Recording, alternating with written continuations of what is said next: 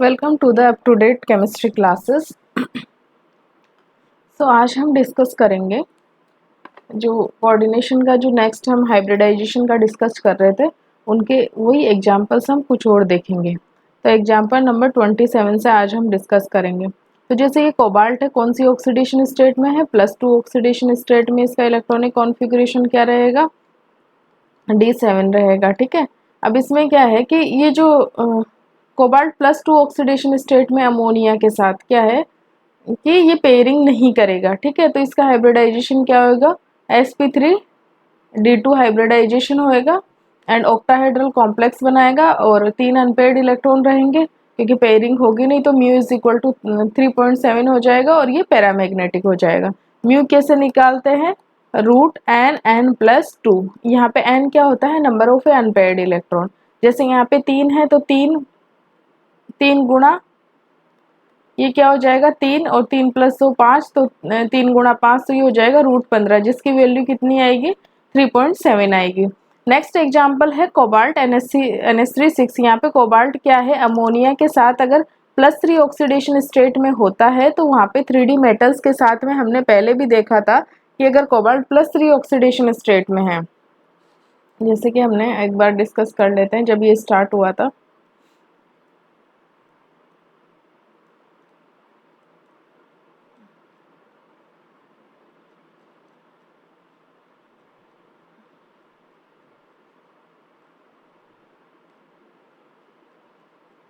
Nomenclature के बाद में हमने जो बॉन्डिंग स्टार्ट करी थी,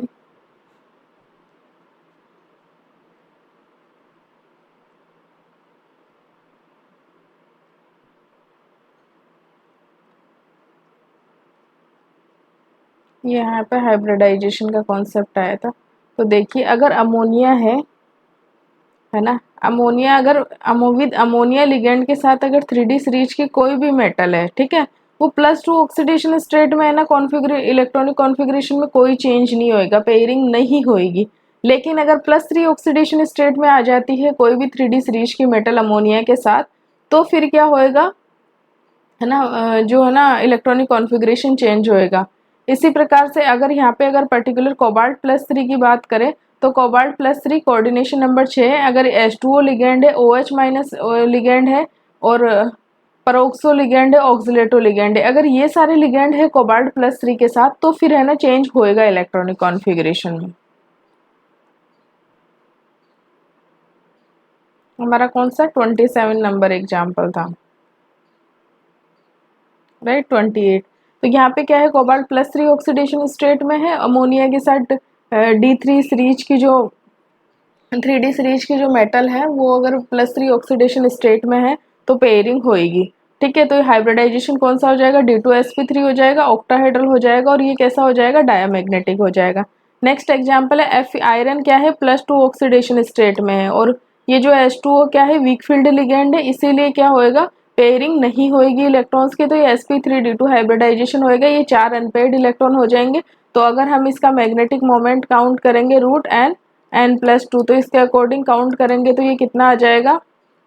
√4 × 6, है ना। तो 6 चौक 24, अगर इसका रूट करेंगे तो ये आएगा 4.81, है ना। तो ये क्या हो जाएगा? पैरामैग्नेटिक हो जाएगा और मैग्नेटिक मोमेंट होगा 4.81। नेक्स्ट एग्जाम्पल है आयरन Fe+3 ऑक्सीडेशन स्टेट में, लेकिन है ना 3D सीरीज की मेटल है ना +3 या ऑक्सीडेशन स्टेट तक हो, तो अगर है ना उसमें ये पेयरिंग नहीं होएगी। तो यहाँ पे अगर देखा जाए तो देखो पेयरिंग नहीं होएगी। D5 इसका इलेक्ट्रॉनिक कॉन्फ़िगरेशन क्या होगा? D5 होएगा और sp3d2 हाइब्रिडाइजेशन होएगा, आउटर ऑर्बिटल्स हाइब्रिडाइजेशन में पार्टिसिपेट करेंगे और ये ऑक्टाहेड्रल होएगा, 5 अनपेयर्ड इलेक्ट्रॉन है तो मैग्नेटिक मोमेंट 5.81 होएगा और पैरामैग्नेटिक होएगा। नेक्स्ट एग्जाम्पल है कोबाल्ट के साथ ऑक्सीलेटो। हमने पढ़ा था कोबाल्ट +3 के साथ अगर है ना ये H2O लिगेंड हो, OH- लिगेंड हो, O2- लिगेंड हो या फिर ऑक्सीलेटो लिगेंड, अगर ये लिगेंड हो तो यहाँ पे क्या होगी? पेयरिंग होगी। ठीक है, तो जैसे कोबाल्ट +3 का क्या हो गया? इलेक्ट्रॉनिक कॉन्फ़िगरेशन D6 हो गया, D6 हो गया, तो ये यहाँ पे है ना पेयरिंग हो गई क्योंकि लिगेंड कैसा है? ऑक्सीलेटो है, तो यहाँ पे पेयरिंग हो गई और ये D2sp3 है ना हाइब्रिडाइजेशन हो गया, ऑक्टाहेड्रल कॉम्प्लेक्स हो गया, डायमैग्नेटिक हो गया। नेक्स्ट है कोबाल्ट, यहाँ पे क्या है +2 ऑक्सीडेशन स्टेट में, यहाँ पेयरिंग पेयरिंग यहाँ पे क्या नहीं होएगी, ठीक है। तो ये क्या हो जाएगा, D7 इलेक्ट्रॉनिक कॉन्फ़िगरेशन है, 3 अनपेयर्ड इलेक्ट्रॉन होंगे इसमें, sp3d2 हाइब्रिडाइजेशन होएगा, ऑक्टाहेड्रल होएगा, म्यू कितना होएगा, मैग्नेटिक मोमेंट 3.7 होएगा, पैरामैग्नेटिक होएगा। नेक्स्ट एग्जांपल है कोबाल्ट +3 ऑक्सीडेशन स्टेट में है, तो यहाँ पे क्या पेयरिंग होएगी, ठीक है, क्या पेयरिंग होगी, ठीक है। तो यहाँ पे क्या हो जाएगा, इसका जो ऑक्सीडेशन नंबर है यहाँ पे क्या है, D6 है ना। तो ये कैसा है, D2sp3, D2sp3 है, डायामैग्नेटिक है, डायामैग्नेटिक है, और ये कैसा है, ऑक्टाहेड्रल है ही, ठीक है।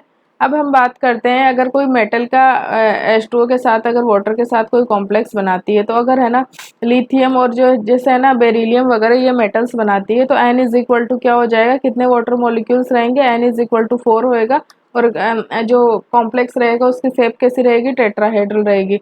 वहीं अगर M ट्रांजिशन मेटल आयन है और other element other main group elements है ना, या तो ट्रांजिशन मेटल्स है या फिर अदर मेन ग्रुप एलिमेंट्स है, मतलब एस या पी ब्लॉक के अदर एलिमेंट्स है ना, लिथियम और बेरिलियम को छोड़कर, तो जो एन होएगा वो कितना होएगा, 6 होएगा, और जो कॉम्प्लेक्स होएगा कैसा होएगा, ऑक्टाहेड्रल होएगा, ठीक है। लिथियम और बेरिलियम है ना, वो उसमें H2 के 4 मॉलिक्यूल्स के साथ ही कॉम्प्लेक्स बनाते हैं मेटल के, है ना, ये दोनों मेटल। अगर एम क्या है, लेंथेनाइड और एक्टिनोइड्स है, मतलब एफ ब्लॉक एलिमेंट्स हैं, ठीक है। तो वो क्या होएगा, एन इज इक्वल टू क्या होता है, 8 या 9 होता है, मतलब हायर रहता है, और ये स्ट्रक्चर कैसी रहती है, एंटीप्रिज्मेटिक डोडेकाहेड्रल, ये इसकी स्ट्रक्चर रहती है, एंटीप्रिज्मेटिक और डोडेकाहेड्रल, ये इनकी स्ट्रक्चर रहती है, ठीक है। अब नेक्स्ट एग्जांपल हम देखते हैं, ये कोबाल्ट +3 ऑक्सीडेशन स्टेट में है, D6 इसका इलेक्ट्रॉनिक कॉन्फ़िगरेशन है, OH- यहाँ पे लिगेंड है, मतलब पेयरिंग होगी, पेयरिंग हुई, हाइब्रिडाइजेशन कौन सा निकल के आया, D2sp3, octahedral, diamagnetic. Next example है dichromate ion, dichromate ion, dichromate ion है ना, देखो ये क्रोमियम है, यहाँ पे ये ऑक्सो ग्रीस है, ऑक्सो बॉन्ड्स है, और ऑक्सो क्या हो गया, म्यू ऑक्सो, इसका नाम अगर देखें म्यू ऑक्सो बिस try oxo chromate, oxidation state +6 है, आयन, ये इसका नाम हो गया, क्या हो गया, म्यू ऑक्सो बिस try oxo chromate, oxidation state 6, और ये आयन, ये इसका नाम हो गया।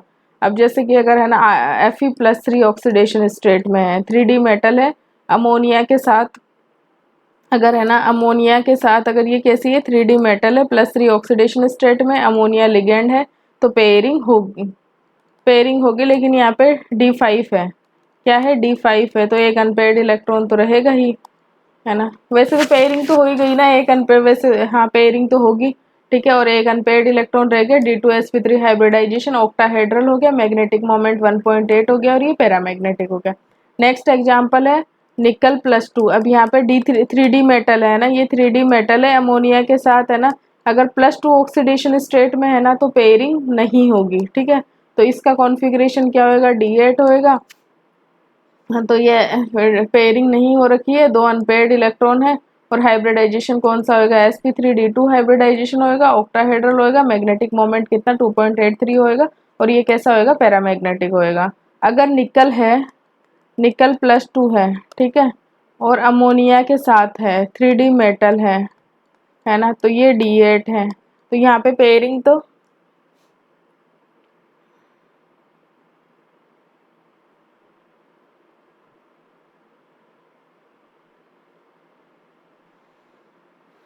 यहाँ पे पेयरिंग होगी इसमें, ये एग्जाम्पल ध्यान रखना है।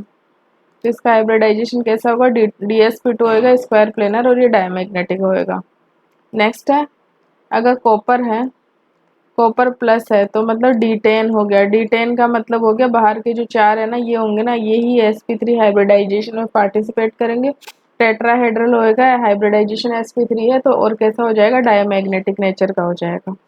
नेक्स्ट एग्जाम्पल क्या है, निकल ppS33Cl है ना, निकल +2 में है, और कैसा D8 इलेक्ट्रॉनिक कॉन्फ़िगरेशन है, तो ये लिगेंड ppS3 है ना यहाँ पे, इस कारण क्या होएगा कि यहाँ पे पेयरिंग होएगी, तो ये स्क्वायर प्लेनर कॉम्प्लेक्स बन जाएगा, डायमैग्नेटिक होएगा ये DsP2 हाइब्रिडाइजेशन। अगर सारे ही अगर है ना, अगर यहाँ पे निकल कौन सी ऑक्सीडेशन स्टेट में है, इसका इलेक्ट्रॉनिक कॉन्फ़िगरेशन D10S2 है, क्योंकि यहाँ पे जो ऑक्सीडेशन स्टेट क्या है इसकी 0 है, और यहाँ पे इस ppS3 लिगेंड है, मतलब पेयरिंग क्या होगी, ठीक है। तो यहाँ पे क्या है कि ये इनकी पेयरिंग हो गई, और ये जो दो S वाले इलेक्ट्रॉन भी 5d ऑर्बिटल्स में पूरे आ गए, 10 इलेक्ट्रॉन। इसका होता है D8S2 होता है ना, D8S2 होता है, सॉरी। तो ये हाइब्रिडाइजेशन कौन सा हो जाएगा, sp3 टेट्राहेड्रल शेप हो जाएगी, और डायमैग्नेटिक होगा, और म्यू इज इक्वल टू क्या हो जाएगा, 0 हो जाएगा। नेक्स्ट एग्जांपल है कॉपर+2। इसका इलेक्ट्रॉनिक कॉन्फ़िगरेशन देखेंगे तो D9 होएगा, ठीक है। और यहाँ पे क्या है कि यहाँ पे मॉडर्न व्यू कहता है कि sp2 डिहाइब्रिडाइजेशन होएगा, लेकिन अगर है ना ओल्ड व्यू कहता है कि ये है ना आगे है ना d ऑर्बिटल में चला जाएगा एक्साइट होके इलेक्ट्रॉन, तो हाइब्रिडाइजेशन कौन सा हो जाएगा, dsp2 हो जाएगा। स्क्वायर प्लेनर रहेगा शेप, और म्यू क्या रहेगा, पर पैरामैग्नेटिक तो रहेगा, क्योंकि ये जो अनपेयर्ड इलेक्ट्रॉन तो है ना हमेशा ही रहेगा, ठीक है। ये अनपेयर्ड इलेक्ट्रॉन तो क्या है कि हमेशा ही रहेगा, और ये पैरामैग्नेटिक होएगा। उसके बाद में है ना कॉपर+2 का मतलब हो गया D9 हो गया, ठीक है। और ये लिगेंड ये इथाइलिन डायमीन है, मतलब पेयरिंग होएगी। पेयरिंग तो क्या होएगी, ये वही है ना, मतलब या तो इसी ऑर्बिटल में रहेगा ये अनपेयर्ड इलेक्ट्रॉन, तो sp2 डिहाइब्रिडाइजेशन हो जाएगा, और अगर ये एक्साइट होकर नेक्स्ट d ऑर्बिटल में चला जाता है तो फिर वहाँ पे उस कंडीशन में dsp2 हाइब्रिडाइजेशन हो जाएगा, स्क्वायर प्लेनर होएगा। ये अनपेयर्ड तो रहेगा ही, तो 1.7 इसका मैग्नेटिक मोमेंट रहेगा, और ये कैसा रहेगा, पैरामैग्नेटिक रहेगा। नेक्स्ट एग्जाम्पल है D9, कॉपर+2 है, D9 साइनाइड लिगेंड है। तो ये तो पेयरिंग तो वैसे तो होनी चाहिए, लेकिन ये एक्साइट होके आगे चला जाएगा ये इलेक्ट्रॉन, तो वही dsp2 या sp2 हाइब्रिडाइजेशन हो जाएगा, स्क्वायर प्लेनर शेप होगी, म्यू इज इक्वल टू 1.7 होगा, और ये पैरामैग्नेटिक होगा। नेक्स्ट ये एग्जांपल है कॉपर+2, वही D9 है, तो वही यहाँ पे देखो ये वीक फील्ड लिगेंड है ना, वीक फील्ड है ना, तो ये क्या करेगा कि इस इलेक्ट्रॉन को एक्साइट नहीं कर पाएगा, ठीक है। तो यहाँ पे हाइब्रिडाइजेशन कौन सा हो जाएगा, sp3 हाइब्रिडाइजेशन हो जाएगा,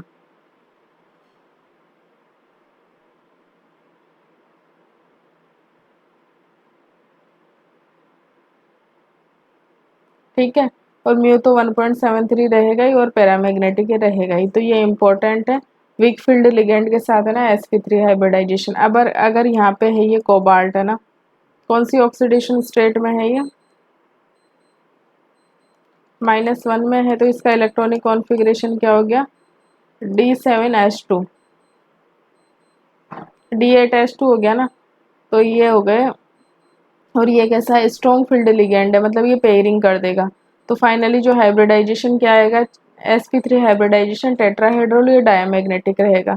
नेक्स्ट एग्जांपल है आयरन। यहाँ पे आयरन क्या है, -2 ऑक्सीडेशन स्टेट में, तो D8S2 इसका कॉन्फ़िगरेशन हो गया। तो ये क्या होगा कि पेयरिंग तो होगी क्योंकि कार्बोनाइल है, तो यहाँ पे पेयर्ड होके, और ये sp3 हाइब्रिडाइजेशन में इन्वॉल्व होगा, टेट्राहेड्रल शेप होगी, और ये डायमैग्नेटिक कंपाउंड होगा। नेक्स्ट एग्जाम्पल, अब यहाँ पे देखिए, यहाँ पे क्या है, आयरन +2 ऑक्सीडेशन स्टेट में है। +2 ऑक्सीडेशन स्टेट का मतलब हो गया D6, और पेयरिंग यहाँ पे होगी नहीं, तो यहाँ पे क्या 4 अनपेयर्ड इलेक्ट्रॉन रहेंगे ये, इस कारण मैग्नेटिक मोमेंट क्या होगा, 4.8 होगा, हाइब्रिड हो जाएगा, sp3 हाइब्रिडाइजेशन हो जाएगा, टेट्राहेड्रल शेप, और ये पैरामैग्नेटिक कंपाउंड हो जाएगा। यहाँ पे साइनाइड लिगेंड है, तो यहाँ पे पेयरिंग होएगी। निकल कौन सा है, +2 ऑक्सीडेशन स्टेट में है, D8 है, तो पेयरिंग होएगी, sp3 हाइब्रिडाइजेशन हो जाएगा, टेट्राहेड्रल हो जाएगा, डायमैग्नेटिक ही होगा। ये जो एग्जांपल है ये डायनेमिक इक्विलिब्रियम का है। यहाँ पे तो दो तो है ना वीक फील्ड है, और दो स्ट्रॉन्ग फील्ड है, ये तो कहेंगे पेयरिंग नहीं हो, ये पेयरिंग करवाएंगे। निकल कैसा, +2 ऑक्सीडेशन स्टेट में है, तो इलेक्ट्रॉनिक कॉन्फ़िगरेशन कौन सा हो गया, D8 हो गया, ठीक है, 8 इलेक्ट्रॉन हो गए। अब अगर पेयरिंग होती है तो dsp2 hybridisation, square planar shape बन जाएगी, और डायमैग्नेटिक नेचर होगा। लेकिन NiC2ppS3 is used in isomerization of alkene, both tetrahedral as well as square planar geometry, and it depends upon the temperature. Here high spin, low spin equilibrium exist. मतलब क्या होता है कि ना आइसोमराइजेशन होते हैं ना एल्कीन के, ना आइसोमराइजेशन में ये यूज लिया जाता है NiCl2 PPS3 है ना, ये यूज लिया जाता है। और इसका है ना both tetrahedral as well as जो स्क्वायर प्लेनर है ना ज्योमेट्री, ठीक है। और जो टेट्राहेड्रल और जो स्क्वायर प्लेनर जो ज्योमेट्री है ना, इसके बीच में है ना डायनेमिक इक्विलिब्रियम पाया जाता है ना। और ये किस पे डिपेंड करता है? टेम्परेचर पे डिपेंड करता है। Here high spin low spin equilibrium exist. ये कैसा है? हाई स्पिन है, और ये कैसा है? लो स्पिन है, तो ये इक्विलिब्रियम एग्जिस्ट करता है। नेक्स्ट है नाइट्रोसोफेरस सल्फेट। ये क्या है? नाइट्रोसोफेरस सल्फेट है। तो है ना आयरन है ना, इसमें +3 ऑक्सीडेशन स्टेट में है, NO-1 ऑक्सीडेशन स्टेट में, और ये सल्फेट है। No weak field ligand is more than strong field.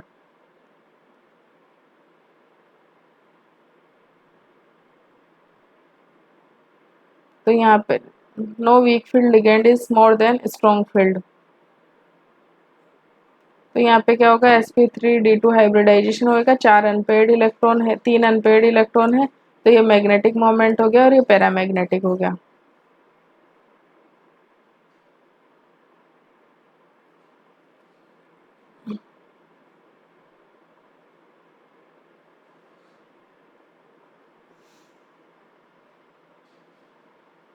Next है ये NiCl2 PPS3 जो डायनेमिक इक्विलिब्रियम एग्जिस्ट करता है ना।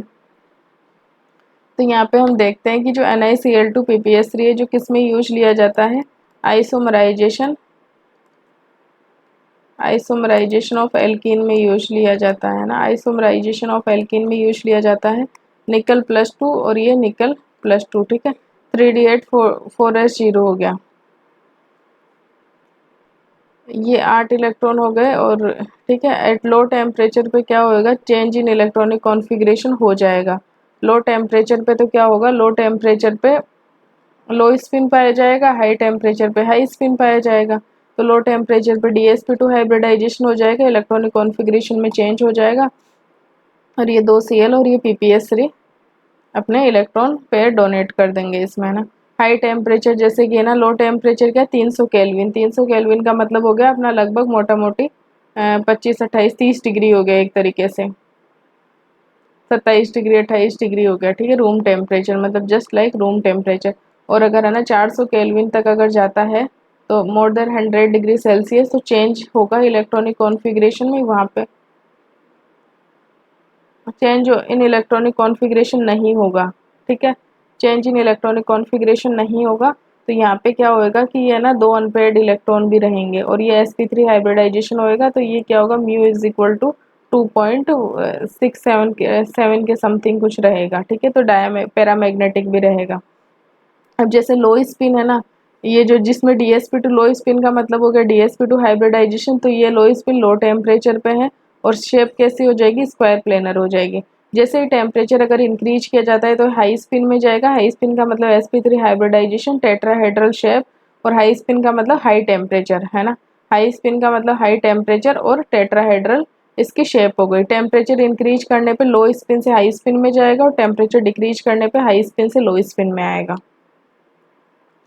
Coordination number 4, 2 week field ligand और 2 स्ट्रॉन्ग फील्ड लिगेंड और D8 इलेक्ट्रॉनिक कॉन्फ़िगरेशन। क्या कोऑर्डिनेशन नंबर 4 हो मेटल का? D8 इलेक्ट्रॉनिक कॉन्फ़िगरेशन हो, 2 वीक फील्ड लिगेंड और 2 स्ट्रॉन्ग फील्ड लिगेंड हो, देन हाई स्पिन और लो स्पिन में इक्विलिब्रियम एग्जिस्ट करता है, ठीक है। क्या कंडीशन हुई? कोऑर्डिनेशन नंबर तो 4 हो, है ना। कोऑर्डिनेशन नंबर तो क्या हो कि 4 हो, और D8 इलेक्ट्रॉनिक कॉन्फ़िगरेशन हो, दो लिगेंड कैसे हो? स्ट्रॉन्ग फील्ड हो, 2 वीक फील्ड हो, तो यहाँ पे हाई स्पिन लो स्पिन इक्विलिब्रियम एग्जिस्ट करेगा। नेक्स्ट है since CFSE of A square planar complexes.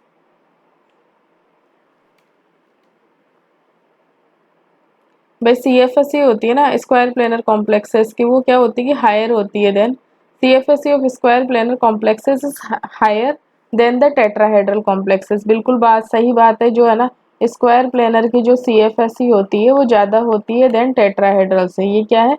CFSE order, crystal field stabilisation energy का। So square planar geometry is thermodynamically more stable than the tetrahedral geometry. ठीक है, ये बिल्कुल सही बात है। थर्मोडायनेमिकली जो ज़्यादा जिसकी CFS ज़्यादा होगी वो स्टेबल रहेगी। It's a example of a fluxional molecule because there is a change in fluxional molecule. क्यों बोला है इसे? हाइब्रिडाइजेशन में चेंज हो रहा है, शेप में चेंज हो रहा है, ज्योमेट्री में चेंज हो रहा है, इसका मैग्नेटिक मोमेंट चेंज हो रहा है। लो स्पिन में डायामैग्नेटिक है, हाई स्पिन में पैरामैग्नेटिक है, और इसकी CFS चेंज हो रही है। इन तीन कारण से इसको हम क्या बोलते हैं? NiCl2 जो PPS3 है, इससे क्या बोलते हैं? इसे हम बोलते हैं फ्लक्सियोनल मॉलिक्यूल बोलते हैं। ठीक है, हाइब्रिडाइजेशन चेंज हो रहा है, शेप चेंज हो रहा है, और ज्योमेट्री चेंज हो रही है, और मैग्नेटिक मोमेंट चेंज हो रहा है, और CFS चेंज हो रही है। ठीक है, अब होता है 5 कोऑर्डिनेटेड स्पीसीज। 5 कोऑर्डिनेटेड अगर कोई भी स्पीसीज है तो उसमें एक तो TBP हाइब्रिडाइजेशन की पॉसिबिलिटी होती है, और एक होती है स्क्वायर पायरामिडल की। तो हम कौन सा हाइब्रिडाइजेशन होगा ये कैसे आइडेंटिफाई करें? अगर ट्राइगोनल बाई पायरामिडल अगर हाइब्रिडाइजेशन है तो उसमें जैसे कि ये है ना, तो इसमें कौन सा DZ स्क्वायर ऑर्बिटल काम में आ रहा है ना, SPX PY PZ, और ये हो रहा है DZ स्क्वायर ऑर्बिटल, है ना, हाइब्रिडाइजेशन में काम में आ रहा है। ठीक है, अब ये ना DZ स्क्वायर एन माई इनर ऑर्बिटल कॉम्प्लेक्स भी हो सकता है, और ये आउटर ऑर्बिटल कॉम्प्लेक्स भी हो सकता है। तो कौन सा हो गया? DZ स्क्वायर हो गया। ठीक है, अगर हम स्क्वायर प्लेनर की अगर बात करें, ये स्क्वायर प्लेनर हो, स्क्वायर पायरामिडल होता है, तो हम अगर D X square Y square जो ऑर्बिटल होता है उसकी लोब्स देखते हैं, तो भाई DZ स्क्वायर ऑर्बिटल की लोब्स ऐसे ही होती है, बीच में रिंग होती है और दो लोब्स रहती है। ठीक है, अगर हम DX square Y square orbital की लोब से देखते हैं, अगर उसके ऑर्बिटल की शेप देखते हैं तो कैसे रहती है? अलोंग द एक्सिस रहती है, चार रहती है ना, यहाँ पे एक बार अच्छे से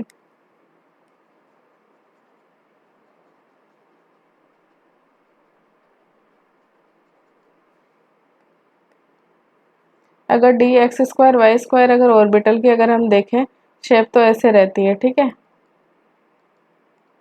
ये रहती है। तो इसी प्रकार देखो चार चार कॉर्नर्स हैं इसमें ना। ठीक है, तो जो है ना स्क्वायर पायरामिडल में कौन सा D ऑर्बिटल रहेगा? DX square Y square orbital रहेगा, है ना। इनर भी हो सकता है और ये आउटर भी हो सकता है। ठीक है, अब होता है square pyramidal geometry. Square pyramidal geometry के बारे में देखते हैं। बाय मेन ग्रुप एलिमेंट्स के जो होते हैं ना, मेन ग्रुप एलिमेंट्स है ना, तो उसमें ऊपर से नीचे जाने पर क्या होता है कि जो ट्राइगोनल बाय पायरामिडल की टेंडेंसी तो डिक्रीज होती जाती है और स्क्वायर पायरामिडल की टेंडेंसी इंक्रीज होती जाती है ड्यू टू स्टेबिलिटी रीजन्स के कारण। जैसे कि PPS3 है। अब मेन ग्रुप एलिमेंट्स में कौन से? S और P ब्लॉक के हो गए ना, पापा आंसू सब बीमार।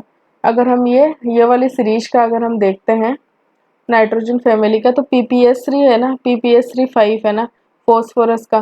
तो इसमें क्या होगा? TBP की तो टेंडेंसी डिक्रीज होती जाएगी, और एक एंटीमनी का अगर कॉम्प्लेक्स देखते हैं, एंटीमनी का SPPH5 है ना, SPPH5, और इसका PPH5। ठीक है, पेंटाफिनाइल जो फॉस्फीन है। तो यहाँ पे है ना इसका जो हाइब्रिडाइजेशन होएगा ना ऊपर वाले का, वो तो TBP रहेगा, और जो नीचे वाला रहेगा ना उसका रहेगा स्क्वायर पायरामिडल रहेगा। तो कहने का मतलब है कि जो है ना मेन ग्रुप एलिमेंट्स में ऊपर से नीचे जाने पे जो स्क्वायर पायरामिडल है उसकी टेंडेंसी है ना इंक्रीज होती जाती है because of the stability reasons. ठीक है, अगर हम एक एग्जाम्पल से ये देखें, हमारा अगर ट्रांजिशन मेटल्स की बात करें तो 3D 4D और 5D सीरीज में क्या होता है कि अगर कोऑर्डिनेशन नंबर 5 की बात करें तो विद पाई एक्सेप्टर जो लिगेंड्स रहते हैं ना उनके साथ कैसा स्क्वायर पायरामिडल ज्योमेट्री बनाएगा। कैसा? पाई एक्सेप्टर लिगेंड के साथ है ना ऊपर से नीचे जाने पे जो टेंडेंसी किसकी रहेगी? स्क्वायर पायरामिडल की रहेगी। एक्सेप्शन इसका कौन सा है? एक मेटल कार्बोनाइल्स है, जैसे कि ये FeCO5 है, तो ये कैसा DsP3 हाइब्रिडाइजेशन है, लेकिन इसकी जो ज्योमेट्री कैसी है? TBP है। ये कैसा है? पाई एक्सेप्टर लिगेंड है, लेकिन इसकी ज्योमेट्री कौन सी है? आयरन की जो इस हाइब्रिडाइजेशन की ज्योमेट्री कौन सी है? TBP है। लेकिन अगर वहीं अगर बात करें निकल की बात करें ना, निकल की साइनाइड के साथ है, तो वहाँ पे हाइब्रिडाइजेशन DsP3 है, लेकिन वहाँ पे जो ज्योमेट्री कौन सी है? स्क्वायर पायरामिडल ज्योमेट्री है। ये भी पाई एक्सेप्टर लिगेंड है, ये भी पाई एक्सेप्टर लिगेंड है, लेकिन ये कार्बोनाइल है ना, मेटल कार्बोनाइल, तो उनकी जो ज्योमेट्री रहती है वो TBP रहती है। ठीक है, इससे ये कंक्लूड हो गया, मतलब ऊपर से नीचे जाने पे स्क्वायर पायरामिडल की टेंडेंसी इंक्रीज होती है पाई एक्सेप्टर लिगेंड्स के साथ। अब हम कुछ एग्जांपल्स देख लेते हैं स्क्वायर पायरामिडल कॉम्प्लेक्सेस के, जैसे कि इरिडियम हो गया, PPS3, COCl, NO। NO कैसा है, यहाँ पे बेंट है, मतलब इस पे -1 charge, 18 electron, not rule not follow, it's 16 electronic species हो गई, ठीक है। अब ये जैसे हो गया इरिडियम +3, कोर है इरादे, तो D6 हो गया, तो ये 6 इलेक्ट्रॉन हो गए, पेयरिंग हो गई, और ये कौन सा हाइब्रिडाइजेशन हो गया, DsP3 हाइब्रिडाइजेशन हो गया। Above complex ion is derivative of a Vaska and it can be prepared by the Vaska complex in the following manner। ये जो है ना, ये कॉम्प्लेक्स किसका डेरिवेटिव है, वास्का कॉम्प्लेक्स का डेरिवेटिव है, और ये वास्का कॉम्प्लेक्स से बनाया जा सकता है। ये पूरा कॉम्प्लेक्स है NO, और इस पे पूरा ये +1 चार्ज है, ठीक है। वास्का कॉम्प्लेक्स क्या होता है, इरिडियम PPS3 COCl है ना, ये वास्का कॉम्प्लेक्स है, 16 इलेक्ट्रॉनिक स्पीसीज है, हाइब्रिडाइजेशन इसका DsP2 है, और स्क्वायर प्लेनर है, डायामैग्नेटिक है, ठीक है। और अगर इसका डेरिवेटिव बनाया जाता है तो नाइट्रोसोनियम टेट्राफ्लोरोबोरेट के साथ जब रिएक्शन करवाई जाती है तो ये जो एक NO ऐड हो जाएगा। इरिडियम यहाँ पे +1 ऑक्सीडेशन स्टेट में है, उससे +3 ऑक्सीडेशन स्टेट में चली जाएगी, और ये वास्का कॉम्प्लेक्स का डेरिवेटिव बन गया। तो इसकी जो शेप है ना वो कैसी है, स्क्वायर पायरामिडल है।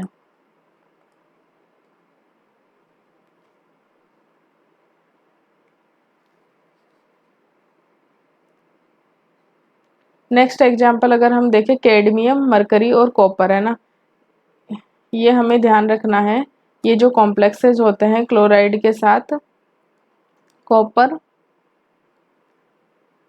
एक तो उसके आगे आता है जिंक, कैडमियम और मरकरी है ना, कॉपर AgAu, अगर ये रहता है ना तो इन वालों के 5 क्लोराइड के +2 ऑक्सीडेशन स्टेट में है, ये भी सारे +2 ऑक्सीडेशन स्टेट में, +2 ऑक्सीडेशन स्टेट में, +2 ऑक्सीडेशन स्टेट में 5 क्लोराइड के साथ जो कॉम्प्लेक्स बनाएंगे तो वो कैसा रहेगा, TbP रहेगा, ठीक है। ये चीज़ ध्यान रखने की है, मतलब थोड़ा सा sp3d हाइब्रिडाइजेशन होएगा आउटर सेल, और है ना TbP ज्योमेट्री होगी। एग्जाम्पल्स आ जाए तो हम डायरेक्टली कर सकते हैं, ठीक है। अब लिमिटेशंस की बात करें, VBT की, the criteria used by Pauling, Pauling ने दी थी VBT to form outer orbital and inner orbital complexes, क्या था कि मैग्नेटिक मोमेंट था। अगर मैग्नेटिक मोमेंट अगर है ना, मतलब डायामैग्नेटिक मैग्नेटिक मोमेंट, अगर मैग्नेटिक मोमेंट के बेसिस पे बताया था कैलकुलेट करके कि अगर आउटर ऑर्बिटल अगर मैग्नेटिक मोमेंट ज़्यादा है तो आउटर ऑर्बिटल बता दिया, अगर कम है तो वो इनर ऑर्बिटल बता दिया। तो जो the criteria used by Pauling to form outer orbital and inner orbital is magnetic moment, right.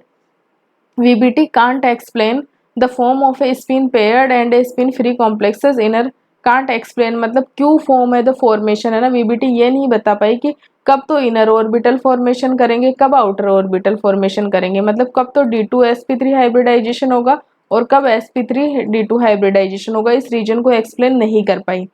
VBT can't explain the color properties of the complexes, colour properties क्यों नहीं बता पाई, क्योंकि जो number of unpaired electron DD transition in सब के बारे में बात ही नहीं कर पाई, ठीक है।